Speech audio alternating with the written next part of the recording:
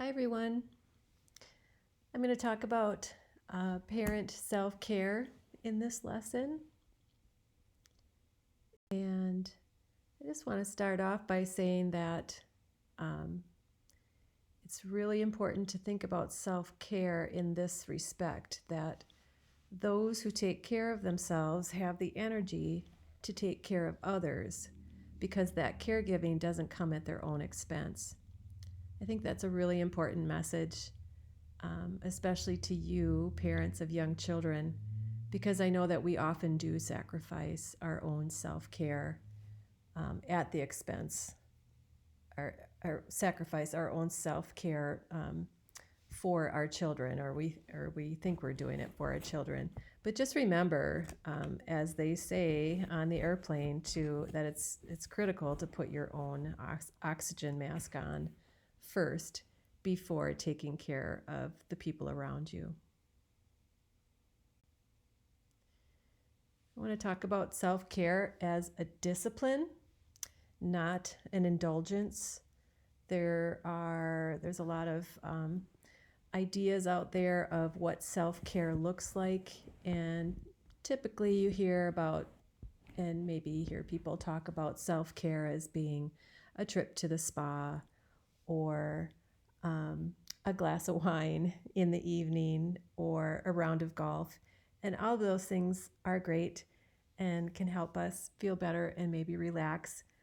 But true self-care is really about self-discipline, not something that is just an indulgence or a special treat. It requires tough-mindedness, a deep and personal understanding of your priorities, and a respect for both yourself and the people you choose to spend your life with. And it really involves realizing how important you are to others.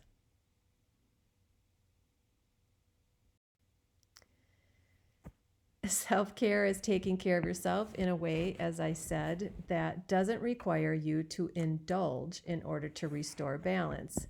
So, meaning, if you feel like you've had a really bad day or a really bad week and the kids are driving you crazy and you need to go eat a chocolate bar or have a glass of wine because you've had a terrible day, that's not self-care. Self-care happens before that, so you don't get in a place where you feel like you have to indulge in something that is typically not very healthy to feel better. Because it really does take discipline to do the things that are good for us instead of what feels good in the moment. And it takes discipline to take full responsibility for your own well-being.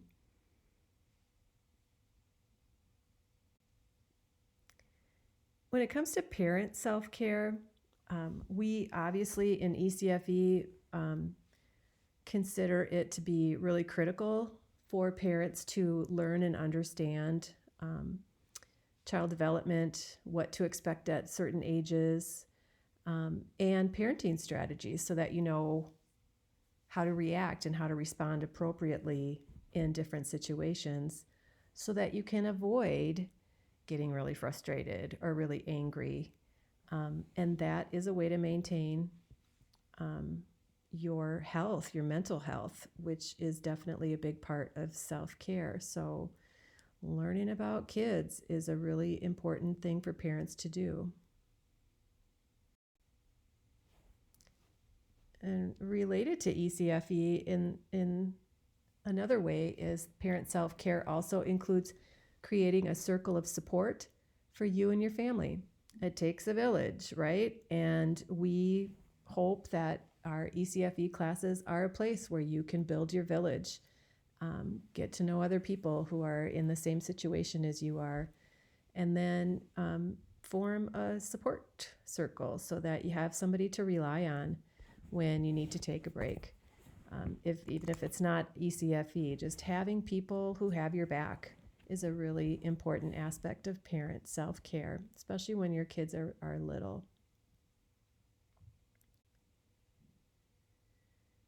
Work-life balance is kind of an elusive state, I guess. You read a lot about how to achieve work-life balance, and I know it seems impossible, especially when your kids are young and if you happen to be working outside the home. But both those things, self-care and creating or finding something resembling work-life balance, actually starts with self-knowledge.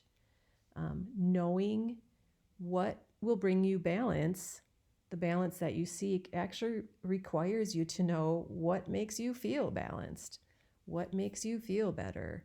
And there isn't a right way to do this. So it is about you kind of answering some of these questions. What gives you energy and what drains you? How much sleep and exercise do you need? What kind of diet do you need to maintain to maximize your energy? And so it's kind of like the ending to The Wizard of Oz, where Dorothy finds out that the power was within her all along. And it is true that figuring out what you need for true self-care and work-life balance is going to come from within you as an individual. I hope you had a chance to watch this TED Talk by Bruce Feiler. In it, he describes today's families as being quote unquote out of control. And he talks about how his family used Agile project management, which is a software development process, to improve their lives. And he tells this story in great detail. So I'd encourage you to watch the video if you get a chance. But he opens his talk by sharing the results of a survey that revealed what kids really want from their parents is for their parents to be less tired and less stressed. And he goes on to describe how by using some of the aspects of the Agile project management, including family meetings, he said that when they started using family meetings with morning checklists, that it drastically reduced stress in their household. He's quoted as saying, "The week we introduced a morning checklist into our house, it cut parental screaming in half." So finding a way to reduce chaos and parental screaming is definitely self-care. So some of the other, he calls them the Agile Manifesto for families, the Agile Family Manifesto, and he came up with these 3 principles. Adapt all the time, experiment with new ideas, and be flexible and open-minded. Empower your children, let them plan their own goals, evaluate their own work, succeed on their own terms, and on occasion, fail and learn from those failures. Tell your story, define your mission, and identify your core values as a family.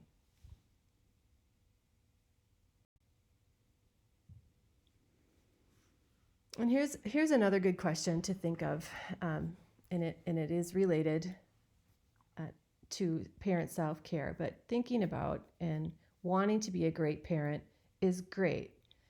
But what does that mean for you? I'm sure you've heard the saying, I was a much better parent before I had kids. And because we had no idea what it was really going to be like to have kids. We had this fantasy of how we thought we were going to be as a parent. And what is really true is that parent self-care includes and involves letting go of that fantasy, and really just getting realistic about what does it mean to be a great parent, or as I like to say, a good enough parent.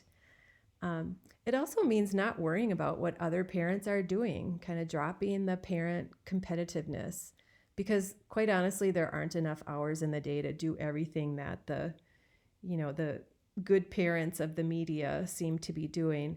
So it's really important to stop looking outward for the answer to what is a great parent and look inward. It goes back to the slide at the beginning where it talked about having a deep and personal understanding of your priorities, which are going to be different from other people. And so self-care includes being the one to decide what it means to be a great parent.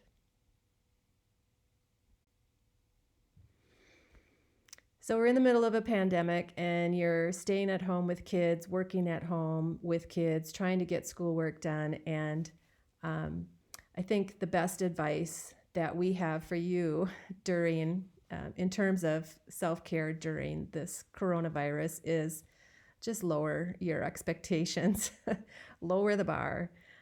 There's a quote in an article from Parents Magazine. It says, "Now is not the time to obsess over an Instagram perfect life. Now is not the time to follow the unrealistic homeschool schedule, or feel like you have to do 800 crafts with your kid every day. Now is the time for just getting by." I think that's great advice.